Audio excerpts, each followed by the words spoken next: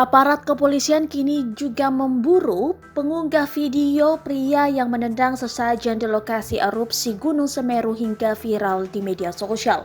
Kabid Humas Polda Jawa Timur Kombes Pol Gatot Reply Handoko mengungkapkan dari informasi awal, pria yang ada dalam video tersebut diduga relawan di lokasi erupsi Semeru. Kita masih melakukan pencarian juga monitoring media sosial pengunggahnya. Informasi awal memang diduga diperankan oleh relawan, tapi masih kami telusuri, kata Gatot dilansir dari tribunnews.com di Mapolda Jawa Timur Senin 10 Januari 2022. Video viral tersebut diketahui diunggah oleh akun Twitter @setiawan3833 pada Sabtu 8 Januari 2022.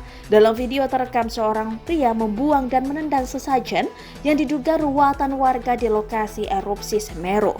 Adapun Gatot meminta agar semua pihak yang ada di lokasi erupsi Semeru tidak terpancing dan tetap tenang pasca video tersebut beredar di media sosial. Ia juga meminta agar semua pihak saling menghormati termasuk terhadap kearifan lokal warga setempat. Kepolisian Lumajang sebelumnya memastikan tengah mencari pria yang ada dalam video tersebut.